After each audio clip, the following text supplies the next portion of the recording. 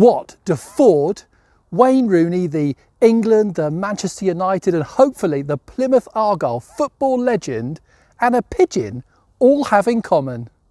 Well, of course, it's this little hot hatch, the Ford SportKA. And if you've been following my channel for a while, well, you'll already know that this SportKA, my SportKA, well, the last time that you saw it, it was stuck in my car barn. This car would not start.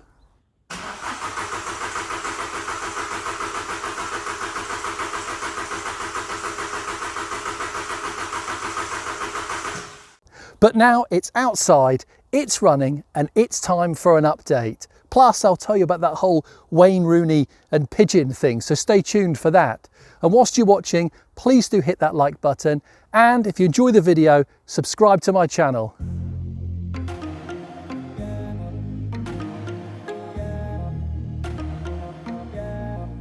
Now, before we start, if you've not seen my previous video on this car, then hit the link that's directly above my head or the one that's in the comments section below. Go back, take a watch of that video. It's only about 10 minutes long, and then, well, you'll be bang up to date on my SportKA. Plus, you get to see Ford's brilliant and, well, ultimately illegal, they're banned television adverts that they used to launch this car, the KA's Evil Twin. Right. Those of you who are still watching, well, you've either seen the previous videos or you're breaking all the rules. Either way, we'll continue. Now, what can this car possibly have to do with Wayne Rooney? You see, in 2003, when Wayne Rooney was just 17, he passed his driving test and Ford gifted him an Imperial Blue Ford SportKA, just like this one. At the time, he was playing for Everton Football Club, which was his team that he'd supported since he was a young lad. Fitting then that the Ford SportKA matched the colours of his beloved Everton.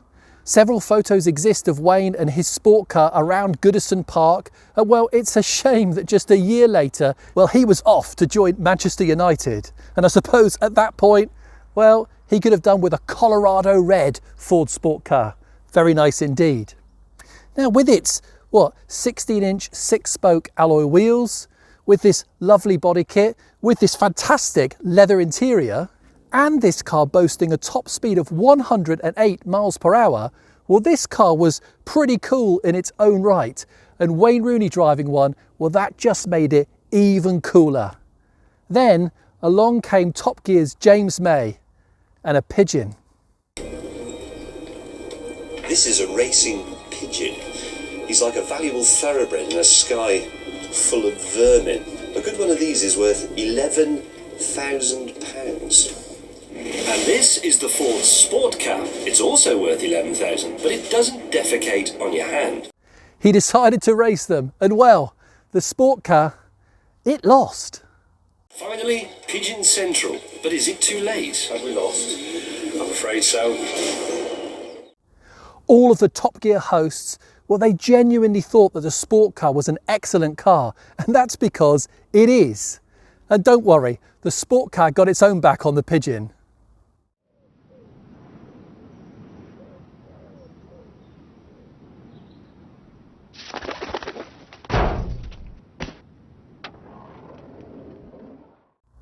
Okay, it's time then to look back at, well, what was wrong with my car? Why wasn't this car starting? And well, what have I been up to with this car? And that means one thing, that means roping in my ace mechanic friend Nigel, who comes along to sort out another of my cars. Now, we knew that it was a fueling problem, and we kind of tracked it down to being a problem with the in-tank fuel pump. It just wasn't priming. So that's where we started. In the last video, I wrongly said that there was an inspection panel underneath the rear seat, and there isn't. Well, not enough of one to actually access the fuel tank and the fuel pump itself. So we put the car up in the air and we set about removing the fuel tank, which actually came away from the car, well, fairly easily. We emptied the fuel out of the tank and then Nigel removed the old pump.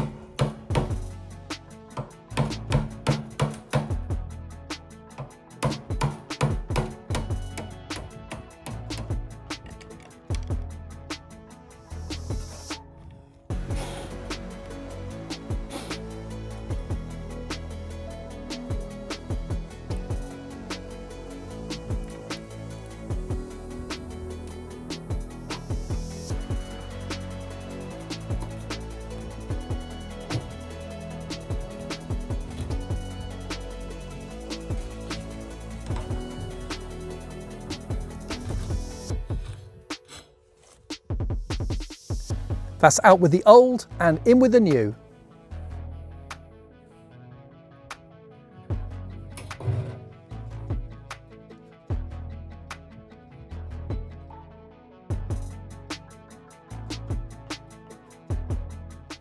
Great progress then with the SportKA. Nigel's gone home now. We finished fairly late yesterday, but we did manage to get that fuel pump, that faulty fuel pump out. We know it's faulty. I'll tell you why. Because we got the new one in, fitted, and we offered the tank up to the car, plugged it in. When we turned the ignition on, well, the fuel pump primed, and that was the problem that we had.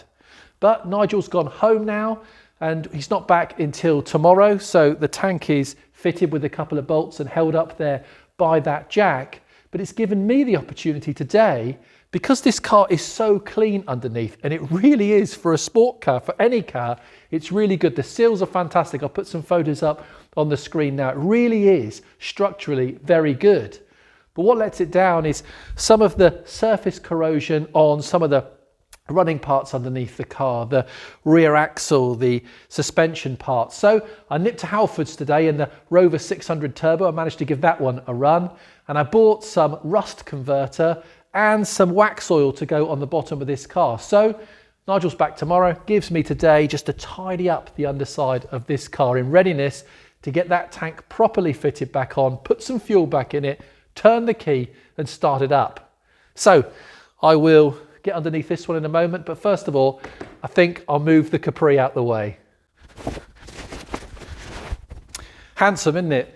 First time we've started this car in probably a couple of months, so let's hear it start for the first time.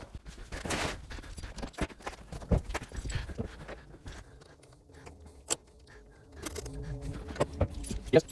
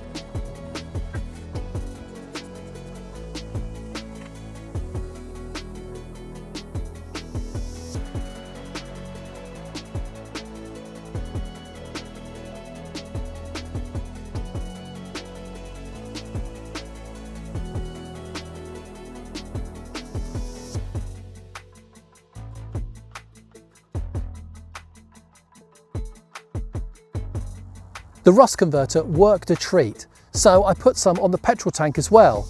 And then, well, I started spraying the wax oil.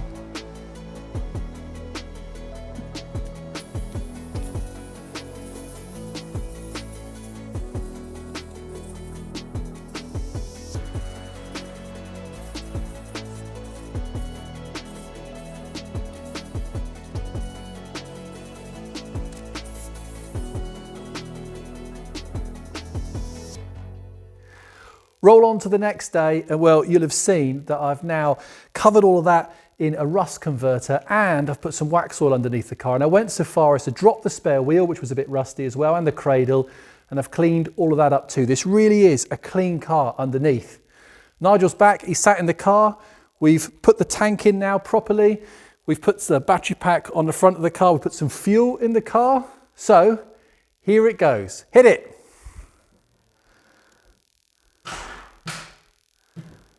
Ooh, battery. We'll put another battery on the car. We'll try again. Right, let's try again. Take two.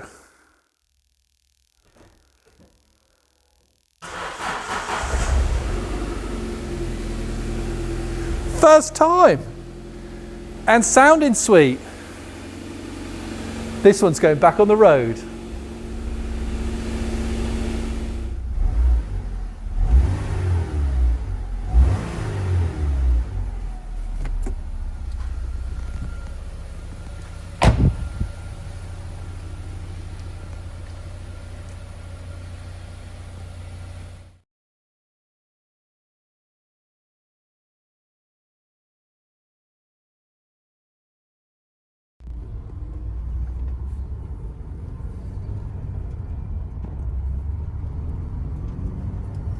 And then, at last, it was time for an MOT, and the car passed. It only needed a strut top bush, and there were no other advisories. Absolutely fantastic, a clean bill of health for my sport car.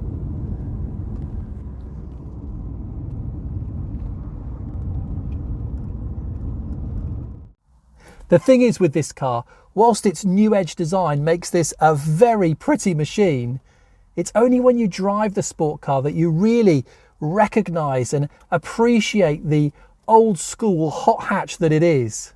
So now that it runs, let's take it for a drive.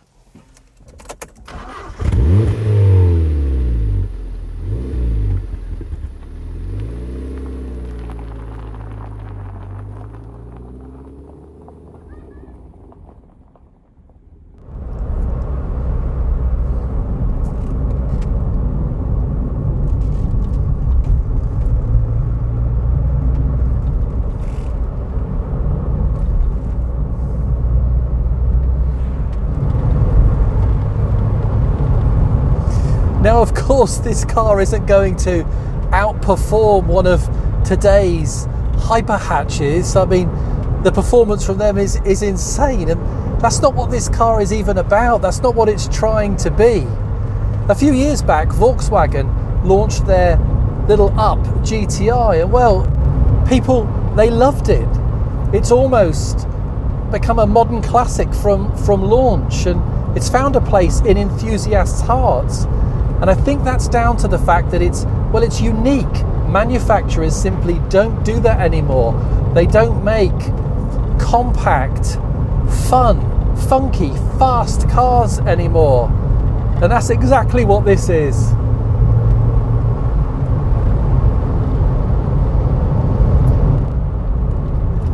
Hot hatchback's roots are in compact cars that are dressed to look sporty with slightly bigger engines than their base model siblings. Small cars that handle well with bigger wheels, with lower suspension and a bit more power. In those cars, you're having some real fun, even if you're not actually going that fast. It's a visceral experience. You feel it right through your body, your being. It's brilliant. And well, you just don't get that with modern cars today. Sure, they're fast, sure, they're thrilling, but a lot of the driving, it's done for you. And that simply isn't the case in a sport car. Here's a corner. Woohoo! Oh, you quickly catch up with the car in front. Look, this car has got a wheel in each corner. It handles brilliantly. It's like a go-kart on the road. And what that means, whatever speed you're doing, what am I doing now, about 40 miles an hour, it feels like you're going fast. It's a real, I suppose the sensation is one of real excitement when you're driving this car. The gearbox, it's tight, the steering is responsive. You can We use every one of the 94 brake horsepower. It really is brilliant.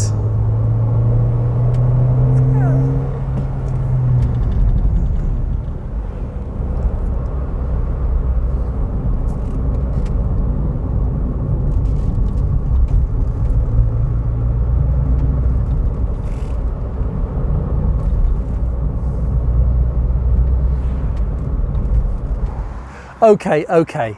Look, a Focus RS, this car ain't. Plus, it is slower than a Pigeon, but it's a lot, and I mean a lot of fun.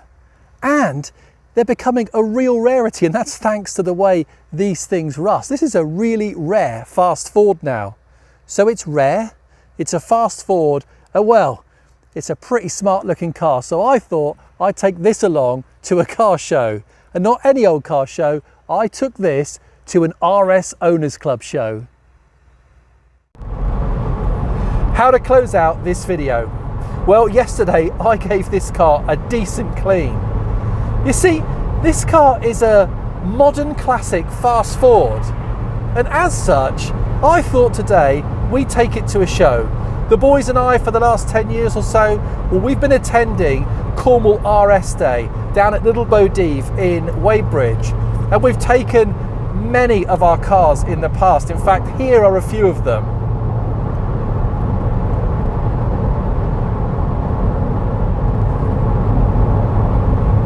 Now on show today will be some of the best Fords, particularly RS's, in the county. In fact, from right across the country. It's a very well attended show, and we're taking the SportKA. I wonder how it'll get on. Please do stay tuned. I'll show you some of the cars at the show today. You really are in for a treat. They are fantastic. As for this video, thank you so much for watching. I hope you've enjoyed it. Please do subscribe to follow this car and all of my others. Don't forget to click like on this video, and don't forget to leave me a comment on the KA's Evil Twin. I'll see you on the next one. Bye for now. Bye bye.